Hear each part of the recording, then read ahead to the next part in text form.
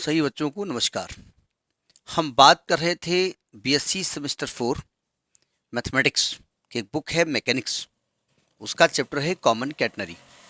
Common catenary में कुछ videos हमने अपलोड किए हैं, क्या कैटनरी होती बताया है।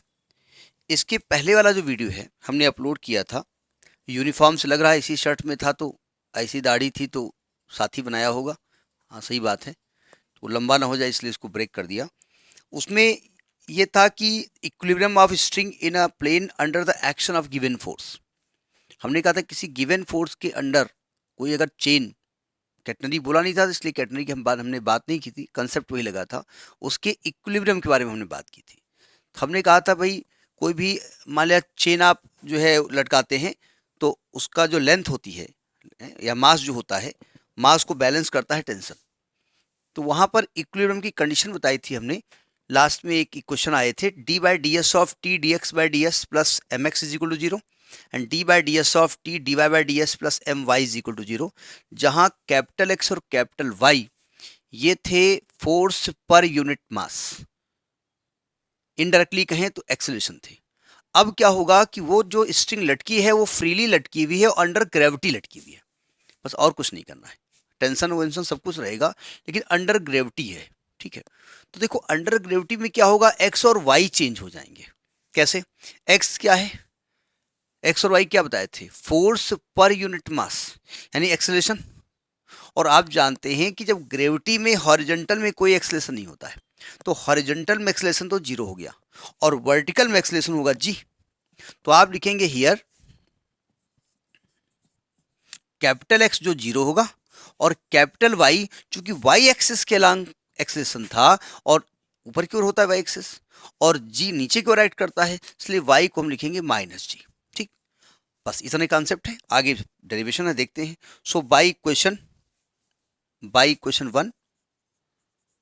वन एंड टू दोनों इक्वेशंस को देखिए। इक्वेशन वन क्या बन जाएगा, D by D S of T D x by D S is equal to zero, ये इक्वेशन आ जाएगा। और ये इक्वेशन नंबर डाल दो 3। और इक्वेशन 4 क्या बन जाएगा, D by D S of T d Y by D s minus m g is equal to zero, ये इक्वेशन आ जाएगा 4। यानी इक्वेशन 1 2 अब तब्दील हो गए, मतलब चेंज हो गए इक्वेशन 3 और 4 में। तो ये और 3 और 4 बने। अब हम पहले तो क्या करेंगे, इक्वेशन नंबर 3 को इंटीग्रेट कर देते हैं। इंटीग्रेटिंग इक्वेशन 3, तो इधर तो डी बाई डी एस हट जाएगा और आप किसके रेस्पेक्ट में कर रहे हैं, एस के रेस्पेक्ट में, हम रेस्पेक्ट नहीं लिख रहे हैं। तो क्या आएगा, T D x by D S. अब चूंकि वहां पर तो कुछ है ही नहीं तो जीरो का इंटीग्रल क्या होगा, जीरो। और इंटीग्रल करते हैं तो कांस्टेंट लगाते हैं, तो हमने कांस्टेंट लैम्डा लिख दिया। लैम्डा बोले तो ये आपका कांस्टेंट है। ये क्वेश्चन नंबर 5 हो गया, इसका इस्तेमाल करेंगे। अब इक्वेशन 4 को भी इंटीग्रेट नहीं करेंगे, हम इक्वेशन नंबर 5 का यहाँ पर इस्तेमाल करना चाहते हैं। तो 4 को नोट करिए, बाई इक्वेशन 4 देखो ध्यान से, क्या है, d by D S of T d Y by D S is equal to m g कर दें, कोई दिक्कत? कोई दिक्कत नहीं। इसको थोड़ा तब्दील करिए, इसका इस्तेमाल करने की कोशिश करिए, ठीक है। तो इसको हम क्या करेंगे, D by D S, actually में देखिए हमको इक्वेशन निकालना है और इक्वेशन हमेशा एक्स और वाई के रेस्पेक्ट में होता है, इंट्रिंसिक होगा, पैरामीट्रिक होगा, ये होगा। तो आपको कुल मिलाकर एक्स वाई और वाई में चेंज करने की कोशिश करनी है। अब जरा देखिए इसका इस्तेमाल कैसे करें, टी। अगर हम इसको थोड़ा चेंज करना चाहें तो इसको हम लिख सकते हैं d x by D s into d Y by D x, चलेगा? या यूं कहिए डी एक्स से मल्टीप्लाई कर दिया, डी एक्स से डिवाइड कर दिया, तो डी एक्स कैंसिल कर दोगे तो d Y by D s already यहाँ लिखा हुआ है, is equal to m g. ठीक, और t D x by D s की वैल्यू क्या है, लैम्डा, तो इसको हमने लैम्डा लिख दिया। तो ये क्या बन गया, d by D S of lambda d Y by D x is equal to m g. ठीक, लैम्डा बाहर निकल आया, lambda d by D S of D Y by D x is equal to m g. अब इस ऊपर वाले question को रब करते हैं। अब चूंकि ये एक्स का फंक्शन है, dy बाई डी एक्स, और बाहर आप s के रेस्पेक्ट में डिफ्रेंशिएट करते हैं, नहीं हो सकता ना। जब dy by D x x का फंक्शन है तो आपको इसको अगर डबल डिफ्रेंशिएट भी करना है तो x के रेस्पेक्ट में तो कर सकते हैं। तो ये क्या आएगा, लैम्डा, इसको ले सकते हैं D by D X of D Y by D x, और into D x by D S कर दिया हमने, या यूं कहिए डी एक्स से डिवाइड कर दिया, डी एक्स से मल्टीप्लाई कर दिया डी बाई डी एक्स लाने के लिए, इज इक्वल टू एम जी।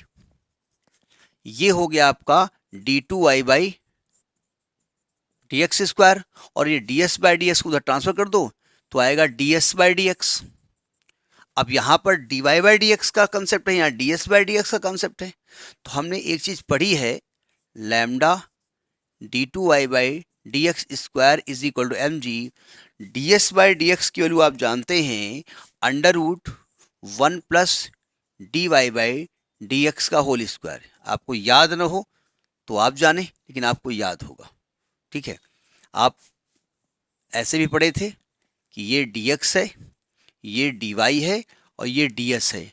तो डी एस की वैल्यू क्या आएगी, under root d y square plus d x square आएगी। नहीं, और भी तरीके हैं, मैं शॉर्ट तरीका बता रहा हूँ।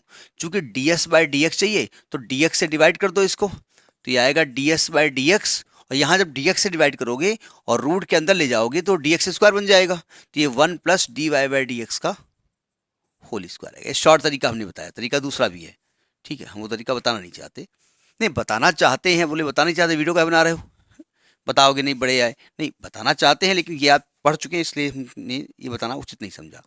अब चूंकि इसको सॉल्व करना है, सॉल्व करने के लिए इसको डिफरेंशियल इक्वेशन बनाना है, तो हम क्या करेंगे कि हमने यहाँ पर, आपने डिफरेंशियल इक्वेशन पढ़ी है, d Y by D x को हम मानते थे पी, हमने पी मान लिया, तो d two y by D x square क्या बन जाएगा, d p by D x. ये पी एक्चुअली में डी बाई डी एक्स है, बाद में पी के फॉर्म में आंसर ला करके पी को d Y by D x हम बना देंगे। यहाँ रख दो उठा करके, तो आएगा इसका इक्वेशन नंबर को डाल देना, नहीं।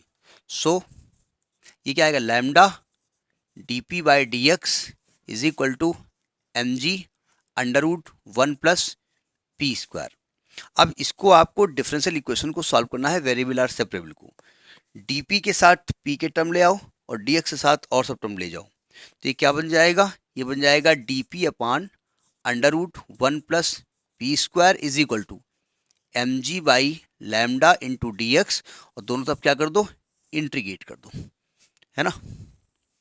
अब देखिए इसका इंटीग्रल क्या होता है, वैसे तो इसका इंटीग्रल आपने जो इंटर में पढ़ा है 1 upon root A square plus x square होता था log X plus root X square plus A square, लेकिन अब यहाँ पर लॉग वॉग नहीं चलता है। यहाँ चूंकि आप बड़े हो गए हैं अब सेमिस्टर 4 में और ज़्यादा बड़े हो गए हैं, सेमिस्टर में 1 बड़े हुए, फिर 2 में बड़े हुए, 3 में, 4 में, अब 6 तक आते आते तो आसमान पार कर जाएंगे, फिलहाल आप बड़े हो गए हैं। तो 1 upon root 1 plus x square का जो डिफरेंशियल इंटीग्रल होता है वो साइन हाइपरबोलिक इनवर्स एक्स होता है।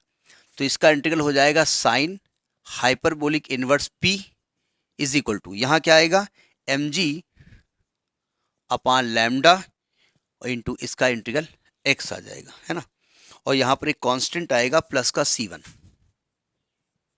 ठीक है। अब इसका अगर, अब चूंकि हमको तो डी एक्स चाहिए, हमने तो d Y by D x को पी मान लिया था ना, तो हम इस हाइपरबोलिक को यहाँ से हटाने की कोशिश करते हैं। तो हाइपरबोलिक को यहाँ हटा दो, लेकिन पहले C1 को निकालना पड़ेगा। तो C1 को निकालने के लिए आपको यहाँ पर बाउंड्री कंडीशन अप्लाई करनी पड़ेगी। इसको एक क्वेश्चन नंबर डाल दो 6,